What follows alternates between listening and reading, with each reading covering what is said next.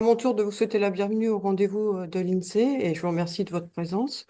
Donc, comme on vient de dire, le thème porte sur la mobilité et plus particulièrement sur l'angle des déplacements domicile-travail en Bretagne. Alors, lorsqu'on évoque la notion de déplacement, on pense spontanément à deux choses. Quelle distance on parcourt et pour quelle durée. Et tout de suite après vient bien évidemment le mode de transport employé. Alors, pour pouvoir donner des résultats au niveau local sur les deux premiers indicateurs, donc la distance et le lieu et la durée, et en fait, il faut deux ingrédients. D'une part, une base de données qui dispose de données fines, de préférence à l'adresse, permettant de les géolocaliser. Et le deuxième ingrédient, c'est un outil de mesure précis qui sert de référence pour le calcul des distances. Cet outil, en fait, s'appelle un distancier. Alors, il se trouve que l'INSEE possède ces deux ingrédients. Le premier ingrédient, donc la base fine, eh ben, vous le verrez, on utilise spontanément le recensement de la population. Et pour le distancier, en fait, l'INSEE a récemment refondu son distancier pour l'améliorer et en possède un nouveau depuis 2021. Et depuis 2021, de nombreuses études, en fait, que ce soit au niveau national ou régional, ont été développées et ont été publiées justement sur les déplacements. Et les premiers types d'études, c'était justement sur les déplacements domicile-travail. Le nouveau distancier, son avantage, c'est qu'il permet de mieux caractériser les courtes distances, notamment au sein des mêmes communes ou d'une même agglomération.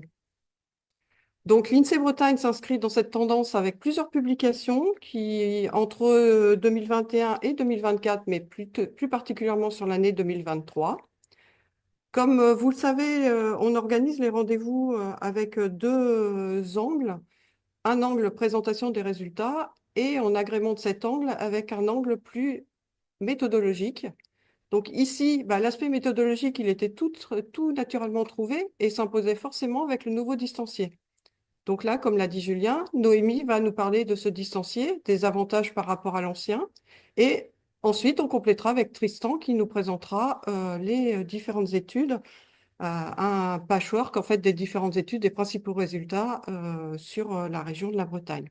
Donc maintenant, tout de suite, je laisse la parole à Noémie qui va nous parler du nouveau distancier de l'INSEE. À toi, Noémie. Merci Nathalie. Bonjour à toutes et à tous. Je vais vous partager ma présentation.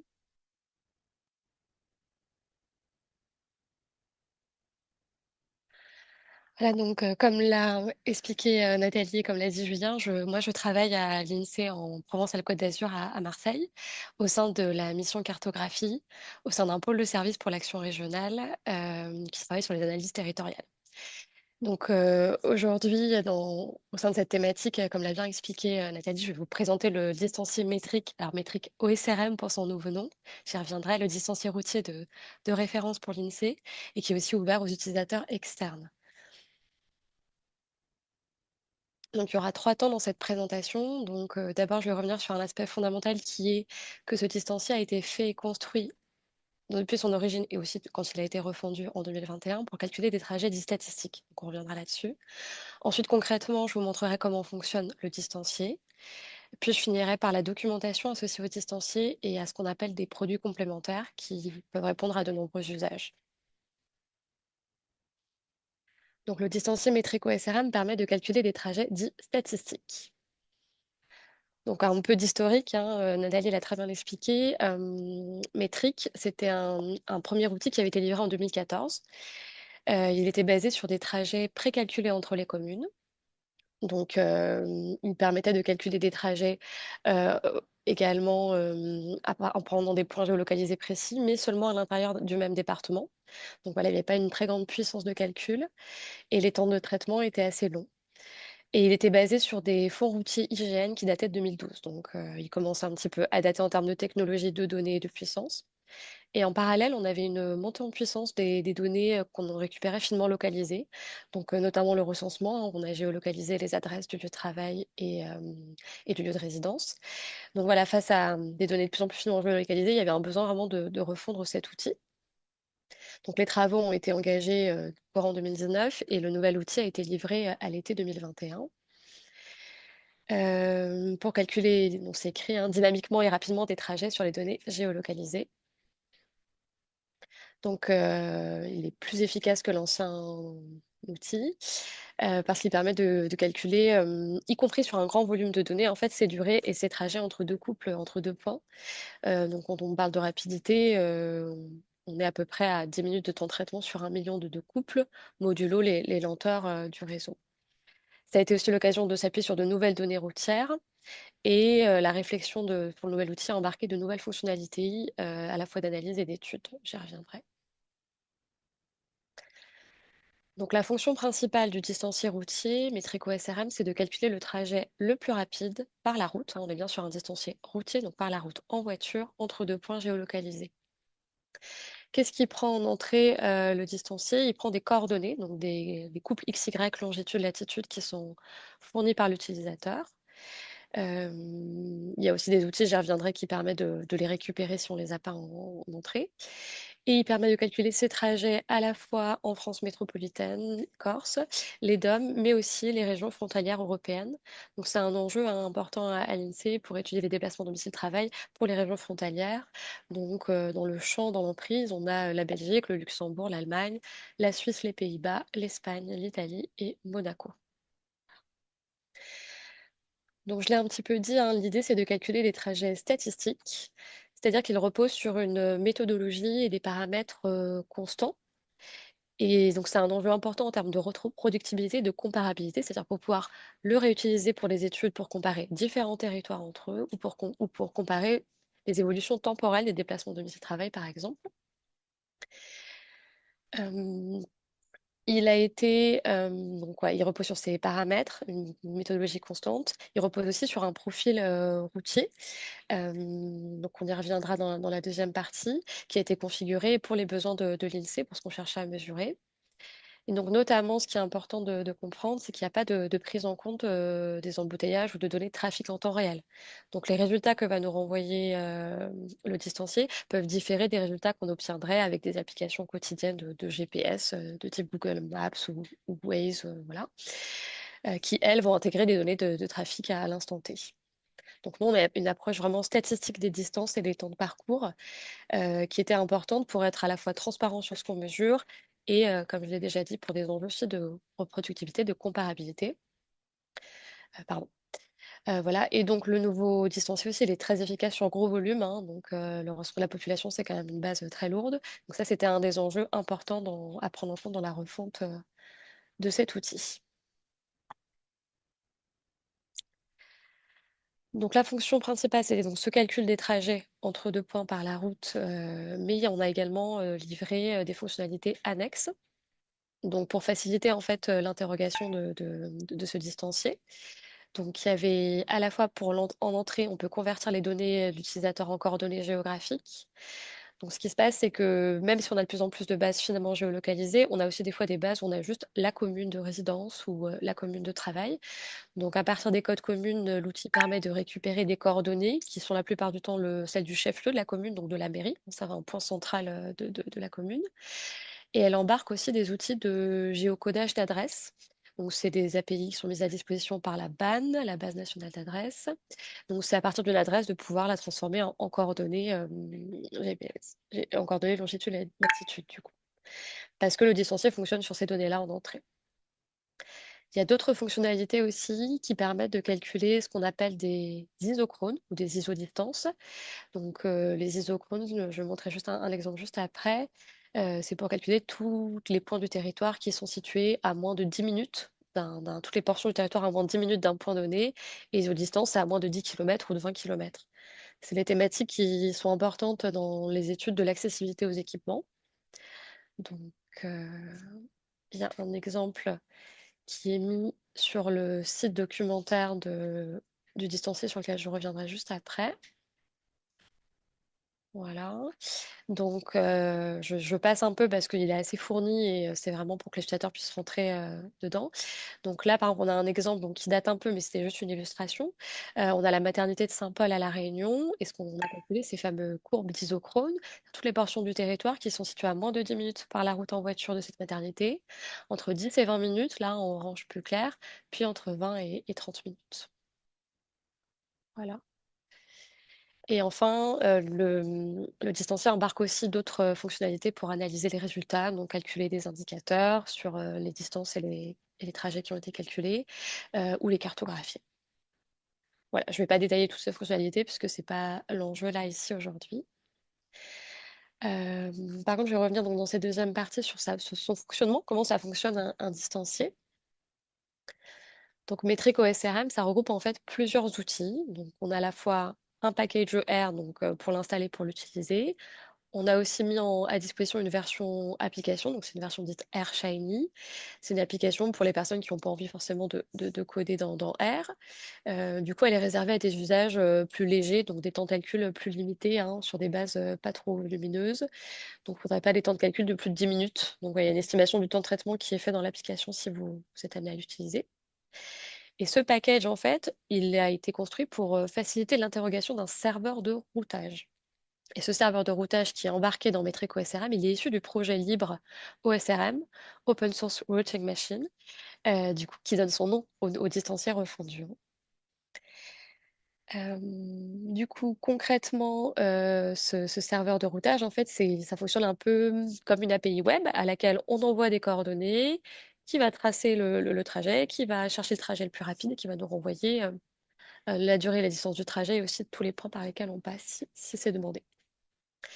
Et donc, ce serveur de routage, il est issu de la communauté du libre, mais il a été déployé pour les besoins de l'INSEE sur une plateforme de data science, la plateforme du SSP Cloud, qui est ouverte à l'extérieur, hein. Donc, c'est une plateforme collaborative. Et le serveur qu'on a déployé, il a été configuré pour nos besoins. Donc, ça, je l'ai un peu évoqué dans la première partie. Donc, c'est-à-dire que ce serveur embarque un profil routier. Donc, là, typiquement, ça va être les limitations de vitesse des routes adaptées à la France, une vitesse moyenne par tronçon, la qualité de la chaussée. Il va embarquer également un algorithme de routage. Donc, globalement, c'est comment calculer le tracé, mettre des pénalités en cas d'intersection, de feu rouge, etc. Donc, tout ça, ce sont des données qui sont un peu mises à disposition par OSRM, qui ont été testées et un peu retravaillées à certains moments. Et il embarque également un fonds routier, donc des données routières, qui elles viennent d'OpenStreetMap, donc toujours la communauté du libre, euh, qui date là de février 2022, lors de la dernière mise à jour. Euh, voilà, et donc ce fonds routier embarque forcément bah, l'état du réseau, pardon, au moment où on l'a chargé, s'il y a des routes fermées, des travaux, etc. Donc ça repose sur tout, voilà, il faut toutes ces briques pour que le distancier fonctionne.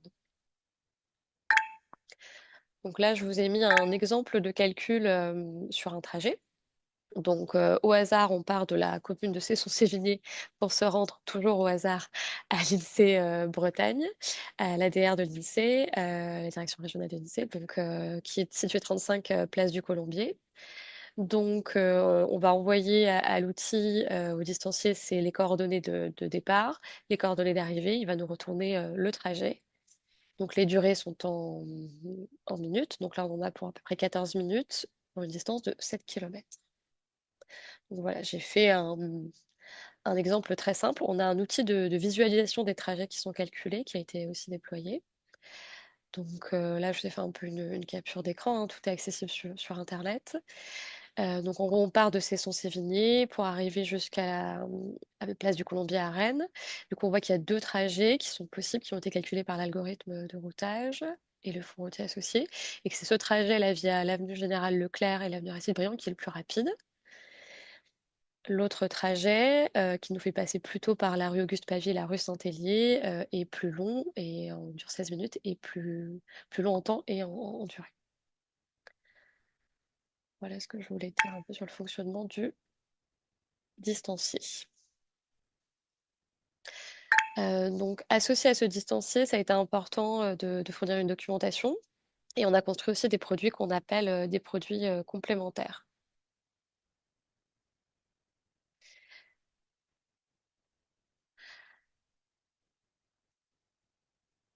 Alors, donc comme je l'ai déjà dit, Metric OSRM, le distancier a été déployé sur la plateforme du SSP Cloud. Donc, c'est une plateforme statistique où il y a énormément d'outils qui est accessible via Internet. Elle est ouverte, hein, l'enjeu c'est de collaborer, de mettre à disposition des services. parce que lui-même, en fait, est issu de projets open source eux aussi, hein, donc le projet OSRM et les données routières. Donc, il est en accès libre. On peut le réutiliser, l'utiliser pour faire ses propres calculs. Donc, elle est libre de Torah. Mais il faut bien mentionner la source dans les études, les résultats qu'il utilise. Donc, côté INSEE, si c'est l'instance INSEE que vous êtes amené à utiliser, c'est distancié métrique OSRM. Et forcément, aussi les contributeurs d'OpenStreetMap et du projet OSRM. Pourquoi? Parce que les données routières sont basées sur une communauté d'utilisateurs qui peuvent à tout moment renseigner des informations sur le réseau routier, par exemple. Une autre chose qui est importante, c'est que pour rentrer dans et installer le dossier, il y a un site documentaire qui est assez complet, donc avec plein d'exemples concrets de calculs, d'études sur toutes les fonctionnalités, et aussi un guide d'installation pour installer le distancier.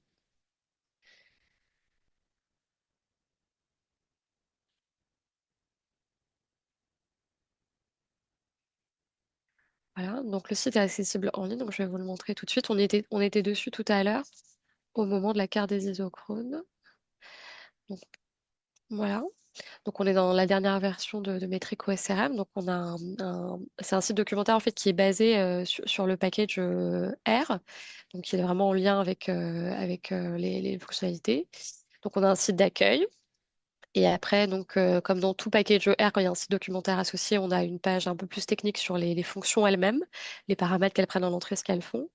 Et donc, on a rajouté, nous, ce qu'on appelle des articles ou des vignettes documentaires qui permettent à la fois de comprendre comment débuter avec ce package, comment préparer ces données, calculer une matrice de temps. Donc, ça, c'est la fonction essentielle.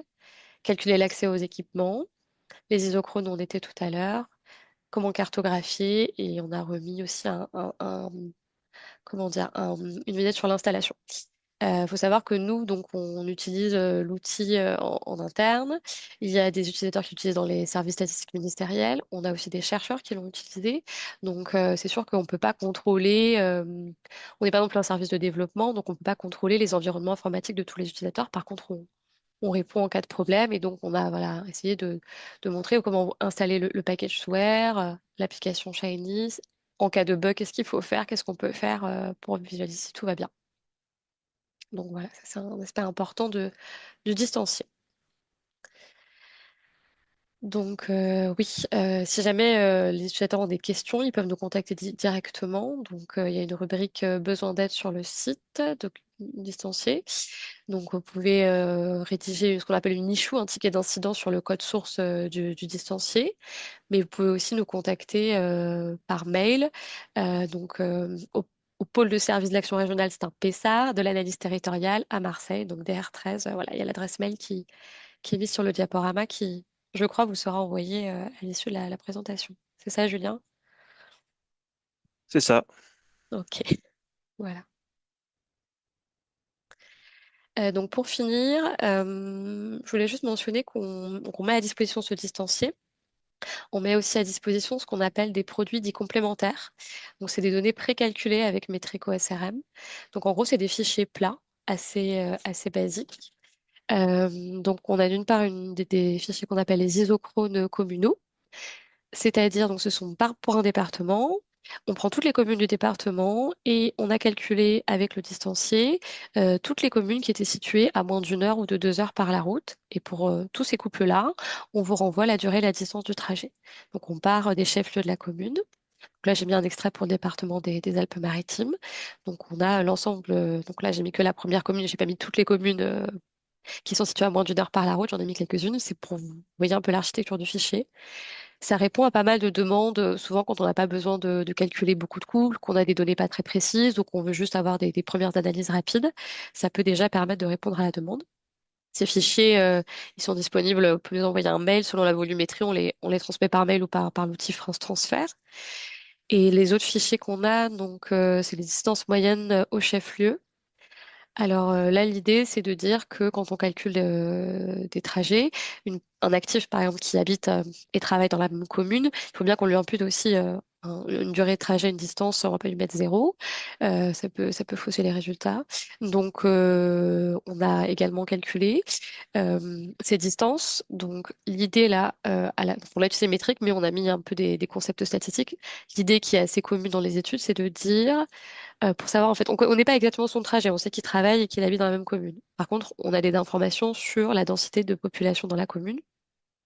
Et donc, on a carroyé la commune, donc on a fait un carré de population.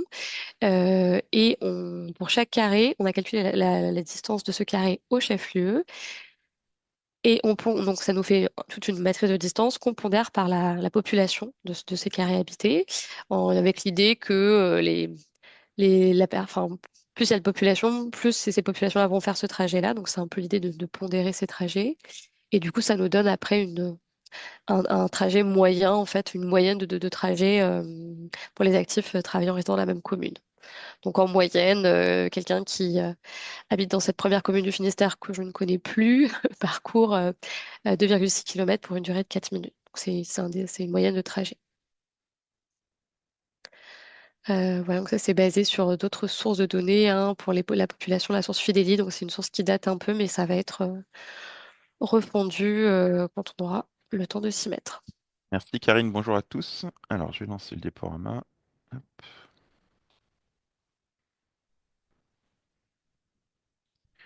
Donc, mais dans cette deuxième partie, l'idée c'est de présenter un peu des résultats, alors sur la Bretagne, mais aussi un peu sur le contexte français hein, pour positionner les choses. Donc voilà, je commencerai par des éléments de contexte un peu national. On se fera un focus sur donc une publication qu'on a diffusée cette année sur les distances de missile-travail en Bretagne. Et puis pour finir, je reviendrai sur une publication qu'on a sortie l'an dernier, où on s'intéressait en fait aux travailleurs transrégionaux, donc les personnes habitant en Bretagne et qui vont travailler dans une autre région française. Alors pour commencer, déjà, alors Nathalie l'a un peu évoqué en introduction, ces trajets domicile-travail, en fait, comment est-ce qu'on peut les mesurer? C'est grâce principalement au recensement de la population. Donc je ne sais pas si vous avez eu l'occasion de répondre au recensement de la population récemment. Donc, quand on doit quand on remplit le recensement, donc on a une feuille de logement et puis des bulletins pour l'ensemble des individus. Et donc, dans ces questions, en fait, déjà, on vous demande si la personne travaille. Et si la personne travaille, donc on va demander le nom de l'établissement, l'activité et l'adresse du lieu de travail. Donc ça, déjà, c'est à partir de là qu'on va avoir les informations qui vont nous permettre de géolocaliser le lieu de travail. On pose une question, c'est important, sur le mode de transport.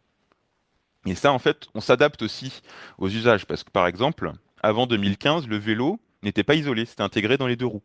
Donc, on avait un bloc de roues qui intégrait les motos, les vélos, mais on était incapable de faire la distinction entre les deux. Et pour montrer aussi qu'on s'adapte finalement aux évolutions de la société, pour la prochaine enquête de recensement, donc celle qui aura lieu d'ici quelques semaines, on a une question sur le télétravail. Donc, qui va faire partie désormais du bulletin. Donc, tous les ans, on posera la question aux personnes, en moyenne, combien de jours les personnes télétravaillent. Donc, bien sûr, il faudra quelques années pour pouvoir avoir des résultats exploitables. Mais en tout cas, ça nous permettra d'avoir aussi de quantifier ces enjeux de télétravail par rapport aux enjeux de distance de missile-travail. Donc, ça, c'est pour la source. Après, en termes de zonage, l'INSEE en fait a développé un zonage qui est vraiment pensé en lien avec la notion de ville, mais donc qui permet d'étudier ces enjeux de distance domicile-travail, ce qu'ils appellent les aires d'attraction des villes. Où en fait, très concrètement, alors on va pas rentrer dans le détail de comment sont constitués ces zonages. L'idée, c'est de se dire que on a des pôles de population et d'emploi, donc des zones de très forte densité de population et d'emploi. Et autour de ces pôles, on va définir des couronnes qui vont être constituées en fait de communes dont au moins 15% des actifs travaillent dans le pôle. Donc, je vous montrerai ensuite hein, la carte pour voir à peu près à quoi ressemblent ces zonages. Un point qui est important, et vous allez voir, on va y revenir plusieurs fois dans la suite du diaporama, c'est le fait que ce zonage des aires d'attraction des villes, il peut être croisé avec le rural. Si j'ai une commune rurale qui fait partie d'une couronne, on considérera que c'est du rural périurbain, donc qui est proche de l'urbain. Si on est sur une commune rurale qui est en dehors de la couronne, en dehors d'une aire d'attraction des villes, on sera sur du rural non périurbain. Donc voilà à quoi ressemble ce zonage, hein. Donc vous avez la carte France à gauche et puis la carte pour la Bretagne à droite. Donc avec des gradients de couleur hein, en fonction de la taille des zones. Donc, plus les zones ont un nombre important d'habitants, plus les couleurs sont foncées. On voit bien sûr hein, l'aire d'attraction parisienne qui est massive et qui recouvre en fait quasiment toute l'Île-de-France. Si on s'intéresse à la Bretagne, donc on retrouve bien sûr nos deux métropoles, hein, Rennes et Brest. Et puis ensuite, donc, on a les grandes villes bretonnes, mais aussi des aires d'attraction plus petites, donc qui correspondent bah, aux différents pôles qu'on peut avoir en Bretagne. Et cette carte, elle illustre bien un point qui est vraiment important sur les aires d'attraction des villes et qui est quand même un des défauts de ce zonage, c'est que par construction, bah, on a des zones blanches, des communes qui ne font pas partie d'aires d'attraction des villes.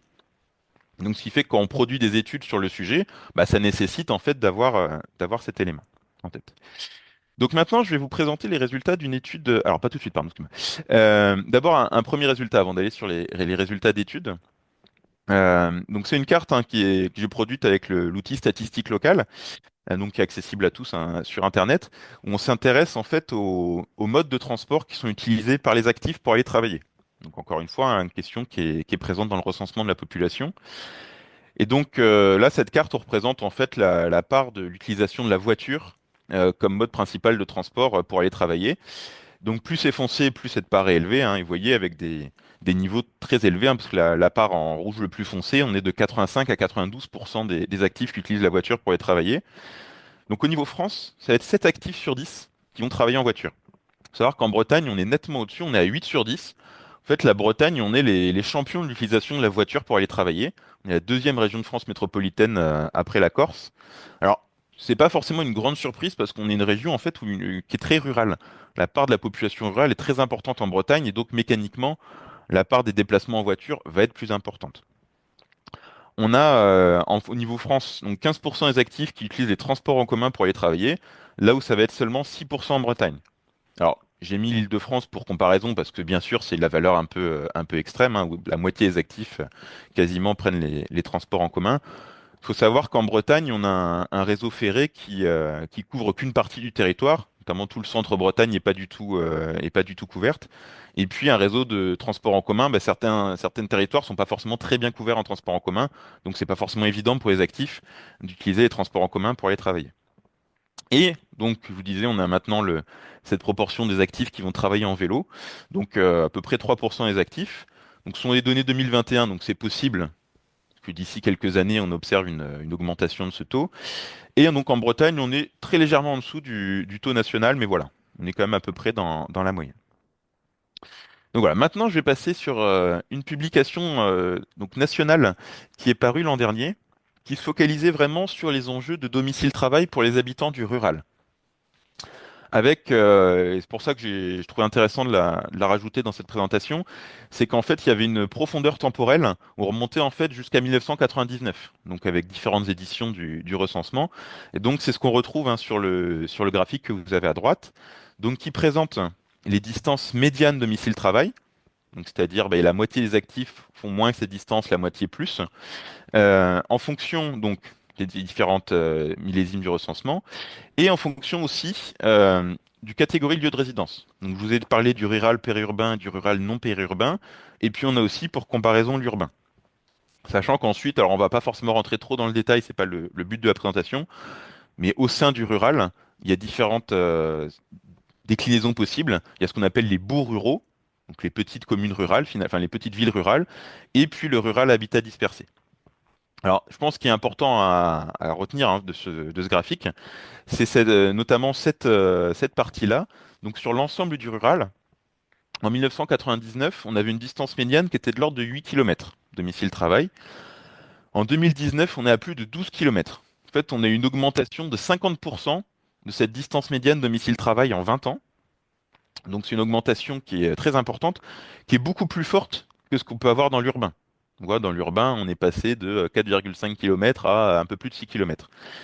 Et en fait, comment est-ce qu'on peut expliquer une telle augmentation? Ben, il y a déjà un premier phénomène, c'est que l'emploi, il a augmenté plus vite dans les zones urbaines que dans les zones rurales. Donc, c'est-à-dire que les gens, pour aller travailler, ont été plus amenés à aller dans l'urbain. Et, en à l'inverse, la population active a augmenté dans le rural plus vite que dans l'urbain. Ce qui fait que finalement, on a plus de personnes qui vivent dans les zones rurales et plus d'emplois dans les zones urbaines. Donc, mécaniquement, les personnes vivant dans le rural ont été plus amenées à aller travailler dans l'urbain, ce qui a augmenté les distances domicile-travail. Donc c'est quelque chose qu'on peut revoir aussi sous un autre angle, en s'intéressant à la répartition des actifs. En fait, en fonction de leur catégorie de lieu de résidence, quelle va être la catégorie de leur lieu de travail. Donc là, vous voyez sur ce graphique, si on est en rouge, c'est qu'on travaille dans l'urbain. Donc en rouge foncé, urbain dense, et urbain rouge plus clair, urbain intermédiaire. Et si on est dans les teintes un peu bleu-vert, c'est qu'on travaille dans le rural. Et donc là, ce qu'on voit en fait, c'est que on a une part, la moitié des actifs ruraux travaillent dans l'urbain, notamment quand ils sont dans le rural périurbain, par définition, avec une augmentation assez nette en fait depuis 99. Hein, là. On a 48% en 2019 contre 40% en 1999. Et donc ce que je vous disais, voilà, part plus élevée dans le rural périurbain. Si on regarde maintenant ce que ça donne sur une carte, en fait, alors bon, c'est pas forcément la carte la plus lisible qui soit, enfin, vous pourrez regarder la publication en zoomant, on voit mieux les choses. Donc, on représente les distances médianes des actifs dans le rural, donc c'est au niveau communal. Donc, plus c'est foncé, plus les distances sont importantes. Donc, on voit bien, en fait, par exemple, en Île-de-France, des communes qui vont avoir des distances très élevées, notamment, on prend probablement des actifs qui vont travailler vers Paris. Donc, ce qui ressort, c'est que cette distance médiane maximale, on la retrouve pour l'aire d'attraction de Paris. Ensuite, en fait, ça va décroître en fonction de la taille des aires d'attraction des villes. Donc 18 km pour les AV de 700 000 habitants ou plus, et 12 km pardon, pour celles de 50 000 à 200 000 habitants. Alors, ce qui se détache un petit peu aussi sur le graphique, c'est qu'on voit il y a un arc sud-est finalement où il y a alors en dehors des grandes villes, où il y a des trajets qui sont plus courts. Et donc ça peut s'expliquer aussi parce que ce sont des territoires pour lesquels on va avoir une forte proportion d'agriculteurs. Or, c'est une catégorie de population qui, en général, va travailler très près de son lieu de résidence. Donc ça, c'était pour quelques éléments de contexte nationaux. Maintenant, je vais m'appuyer sur une publication donc bretonne où on s'intéressait à ces enjeux de distance domicile-travail. Et donc, on a publié au printemps, je crois que c'était en avril. Donc, en premier lieu, on s'était déjà intéressé à dire, bah, finalement, approche assez simple. Les actifs travaillant en Bretagne, quelle est leur distance domicile-travail? En faisant une distinction finalement entre ceux qui sont dans la même commune et ceux ensuite qui sortent de leur commune et puis on regarde quelles sont les distances. Premier résultat, un tiers de nos actifs qui travaillent en Bretagne, ils résident dans leur commune de travail. Donc c'est un taux qui est quasi identique à la France métropolitaine. Donc c'est quelque chose d'intéressant hein, de se dire finalement bah, une bonne partie des actifs vont travailler dans la commune où ils habitent. Ensuite, on voit que on en a à peu près la moitié en tout qui vont travailler à moins de 10 km de chez eux. On voit ensuite qu'on décroît en fonction des catégories. Et un point qui est intéressant, c'est qu'on a quasiment 20% des actifs qui vont travailler à plus de 25 km de leur lieu de résidence. Donc, ce qui nous donne hein, une distance moyenne de 12,8 km pour la Bretagne. Alors, je suis désolé, hein, je vous ai parlé de distance médiane avant. Ici, on est sur les distances moyennes. On n'a pas cherché à coordonner les différentes publications. Donc, c'est pour ça que ce sont pas les mêmes concepts. Et dans la suite de la publication, en fait, l'idée de cette publication, c'était vraiment de s'intéresser à ces enjeux de distance domicile-travail, mais en prenant le prisme du lieu de travail. Se dire, on va regarder finalement, en fonction de l'endroit où les personnes travaillent, quelles sont les distances à leur lieu de résidence. Donc c'est ce qu'on va voir notamment sur la carte ici. Alors il y a beaucoup d'éléments sur cette carte, donc on retrouve nos aires d'attraction des villes donc en Bretagne. Et la couleur, en fait, elle va représenter donc la part des actifs qui travaillent donc dans ces différentes zones et qui ont une distance de domicile-travail supérieure ou égale à 25 km. Donc plus c'est foncé, plus on a une distance une part des actifs qui ont une distance domicile-travail supérieure à 25 km qui est importante. Donc on voit par exemple, bah, si je prends par exemple à l'Oudéac, on va avoir plus de 25% des actifs qui ont une distance domicile-travail qui travaillent domicile-travail supérieure à 25 km. Et donc pour bien comprendre de quoi on parle, là je vous ai pris par exemple l'Oudéac, ça veut dire que les actifs qui travaillent à l'Oudéac, en fait, il y en a 25% d'entre eux qui habitent à plus de 25 km de l'Oudéac. C'est vraiment dans ce sens-là, en fait. C'est pas les actifs qui habitent à l'Oudéac, c'est ceux qui travaillent à l'Oudéac. Donc, une fois qu'on a bien compris ce qui était représenté sur la carte, ce qu'on constate, en fait, c'est que on va avoir des distances domicile-travail dans l'ensemble qui vont être plus importantes dans les pôles des aires d'attraction des villes que dans les couronnes. et notamment quand on va être dans les pôles des grandes aires d'attraction des villes. Donc on va notamment retrouver Rennes, Vannes, Quimper. Alors vous voyez, Brest finalement est un peu différent des autres profils.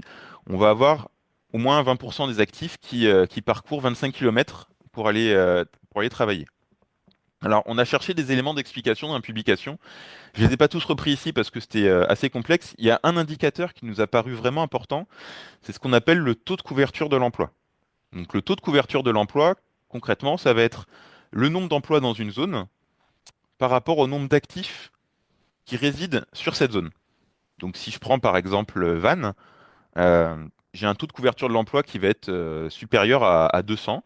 Donc, ça veut dire en fait que je vais avoir 2 fois plus d'emplois sur Vannes que de personnes qui y habitent, enfin que d'actifs qui habitent sur Vannes. Ce qui fait que mécaniquement, il va falloir qu'il y ait des personnes qui n'habitent pas sur Vannes, qui viennent travailler sur Vannes pour occuper ces emplois. Et donc en fait, en regardant en fait ce taux de couverture de l'emploi, ce qu'on va constater, c'est que les aires d'attraction des villes, là où finalement on va avoir des distances plus importantes, ça va être les pôles des aires d'attraction des villes où ce taux de couverture de l'emploi est plus important. Ce qu'on constate aussi, hein, donc, c'est que globalement, pour les couronnes des grandes agglomérations, on va avoir on va avoir des distances plus faibles. Donc ça, c'était pour les grandes. Maintenant, on va se focaliser un petit peu sur les aires d'attraction de taille moyenne ou petite.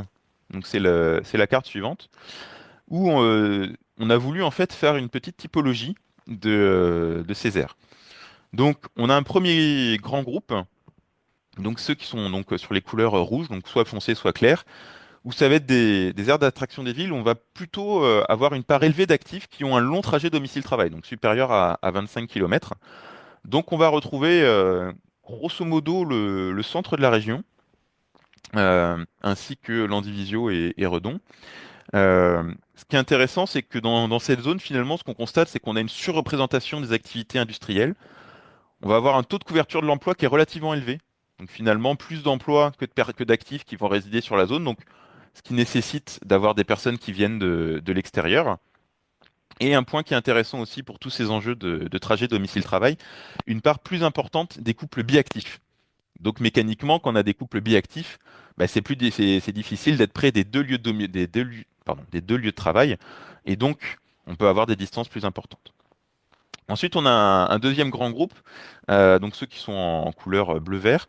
On va avoir une part plus faible d'actifs avec des longs trajets domicile-travail. Donc on va les retrouver notamment sur le littoral, ainsi que Fougères et Vitré. Et on va avoir donc une surreprésentation sur ces zones, alors en moyenne bien sûr, hein, des artisans, commerçants et chefs d'entreprise, donc qui sont des zones pour lesquelles, des catégories pour lesquelles les trajets domicile-travail sont plus courts. Et puis on a deux zones très spécifiques donc du côté de Crozon et de Quiberon, où en fait, finalement, on a les deux extrêmes qui sont présents. On va avoir une part plus importante de personnes qui résident sur place, mais aussi une part plus importante de distances plus importantes. Alors bien sûr, ça s'explique en fait par l'aspect géographique. C'est finalement, bah, soit on habite sur la zone et dans ce cas-là, il n'y a pas de souci, on habite près de son lieu de travail. Mais sinon, vu que c'est plus long d'accéder à la zone, enfin, c'est plus difficile d'accéder à la zone, mécaniquement, on va avoir des trajets plus importants. Et alors, là, on s'intéressait aux les personnes qui travaillaient dans les aires d'attraction des villes, mais on peut aussi regarder ceux qui ne travaillent pas dans une aire d'attraction des villes. Donc, c'est quand même 113 000 emplois en 2019, donc c'est quand même non négligeable par rapport à l'ensemble de la Bretagne, hein, c'est un peu moins de 10%. Donc, c'est les zones en fait où on va avoir moins d'emplois que d'actifs résidents, et on va avoir trouvé une part plus importante d'agriculteurs, d'artisans, de commerçants, de chefs d'entreprise, d'ouvriers. Ce qui fait qu'en fait, on va avoir une distance moyenne qui va être plus faible que pour la région, avec une part importante d'actifs qui résident et travaillent dans la même commune. Là, on a représenté donc en graphique cette répartition distance domicile-travail. Donc, pour les actifs travaillant en Bretagne, c'est le même graphique qu'on avait, donc le même graphique que je vous ai présenté tout à l'heure. Et donc, pour ceux qui travaillent en dehors des AV, donc on voit bien cette part plus importante qui travaillent dans la même commune, habitent et travaillent dans la même commune, et la part plus faible qui travaille à plus de 25 km de leur lieu de résidence. Donc ça, c'était pour des éléments un peu globaux sur ces enjeux de distance domicile-travail. Maintenant, on va pouvoir faire un petit focus donc sur les navetteurs transrégionaux. Donc c'est une publication qu'on a sortie donc fin 2023. On s'est inspiré en fait, il y a d'autres régions où des directions régionales de l'INSEE avaient fait ça, donc ça nous paraissait intéressant de refaire l'exercice. Donc d'abord, je présente quelques éléments de cadrage et puis ensuite On regardera sur une carte comment ça se répartit. Donc déjà, en fait, il y a 40 000 actifs bretons qui travaillent dans une autre région de France. Donc ce qui représente 3% des actifs en emploi. Euh, Dans la suite, on va parler de navetteurs transrégionaux. Un peu de la même manière qu'on parle de navetteurs transfrontaliers. D'ailleurs, c'est possible que je me fasse des lapsus, ça arrive souvent. Alors déjà, ces navetteurs transrégionaux, en fait, on en a plus. On a une progression quand même assez nette hein, depuis 2009. Donc on est passé de 32 700 à 40 000. Donc même ça a augmenté plus vite que le nombre d'actifs en emploi, parce qu'on est passé de 2,5% des actifs en emploi à 2,9%. Un fait intéressant, c'est que la Bretagne, finalement, c'est la région de France continentale où les travailleurs sortent le moins des frontières régionales pour aller travailler. Alors, quand on y réfléchit, quand on regarde une carte, c'est assez logique, c'est que finalement, on a très peu de frontières terrestres avec d'autres régions françaises, de par la situation géographique de la Bretagne, l'aspect péninsulaire. On peut s'intéresser aussi aux actifs qui viennent d'autres régions pour travailler en Bretagne, et là, on n'en a que 29 000 en fait. Ce qui veut dire qu'on a quand même nettement plus d'actifs bretons qui vont sortir de la région pour aller travailler que d'actifs d'autres régions qui vont venir travailler en Bretagne. Et c'est un déséquilibre qui s'explique quasi intégralement en fait par l'influence de l'économie francilienne. Donc on va le voir, on a beaucoup d'actifs bretons qui vont aller travailler en Île-de-France et on n'a pas forcément beaucoup d'actifs franciliens qui viennent travailler en Bretagne. Alors, c'est des données qui datent de 2020. Donc encore une fois, l'impact de la LGV, on le verra peut-être un peu encore plus, j'ai envie de dire, dans les années qui viennent. Donc si on regarde ce que ça donne, alors on a représenté une carte. Alors comme souvent avec les cartes avec des flux domicile-travail, c'est pas forcément les cartes les plus faciles à lire. Donc pour essayer de rendre les choses plus faciles à lire. Alors, donc on a bien donc on a l'est de la Bretagne et les régions environnantes. On a représenté donc les flux de navetteurs au départ de la région. Donc si on est en turquoise, enfin vert turquoise, donc c'est les navetteurs qui partent de la Bretagne pour aller travailler dans d'autres régions, sachant que l'épaisseur du trait correspond à l'intensité du flux. Ceux qui sont en bleu clair, c'est ceux qui viennent de Normandie pour travailler en Bretagne. Ceux qui sont en rose, ceux qui partent des Pays de la Loire pour venir travailler en Bretagne. Donc ça, c'est pour les flux. On a aussi représenté, donc ça, c'est les cercles concentriques, le nombre d'emplois qui sont occupés par des navetteurs transrégionaux. Donc on va retrouver effectivement, par exemple, à Rennes Métropole, on va avoir 5000 emplois occupés par les navetteurs transrégionaux. Et on a fait représenter, alors c'est pas forcément très visible, mais on a identifié des zones d'échange privilégiées entre intercommunalités transfrontalières, enfin transrégionales. Par exemple ici, donc avec la partie Couesnon, Mont-Saint-Michel, donc partie bretonne, partie normande, Fougères avec une partie de la Mayenne, Vitré avec l'ouest de la Mayenne et notamment Laval. On va avoir ensuite le sud de l'Ille-et-Vilaine avec Châteaubriand, l'agglomération de Redon entre la partie bretonne et la partie ligérienne, et puis le sud, le sud-est du Morbihan, donc avec tout l'aspect Saint-Nazaire notamment. Alors, sans trop de surprise, l'Ille-et-Vilaine et le Morbihan, ils vont concentrer la majeure partie des entrées et sorties de la région, à 80% des échanges. Sauf que la moitié des échanges vont se faire avec les Pays de la Loire. Donc c'est 34 000 navettes, 9 000 pour la Normandie et 13 000 pour l'Île-de-France. Donc je parle l'Île-de-France, c'est quand même une partie qui est importante. Alors bien sûr, on l'a pas représenté sur la carte. Ce qui est intéressant, c'est que finalement, les déplacements se font essentiellement entre intercommunalités voisines. Donc, on voit hein, par exemple Vitré, le gros des échanges, ça va se faire avec Laval, la communauté de communes de Lernay et la communauté de communes du Pays de Craon. Pareil si on regarde les autres. Donc là, ce qu'on a voulu faire pour la suite, c'est regarder finalement un peu en détail certains de ces échanges. Et en premier lieu, la métropole du Grand Paris. Donc la métropole du Grand Paris, en fait, c'est la première destination, c'est l'intercommunalité vers laquelle il y a le plus de navetteurs transrégionaux bretons qui vont travailler. Donc c'est 8000 Bretons qui y travaillent. Donc un chiffre quand même assez important.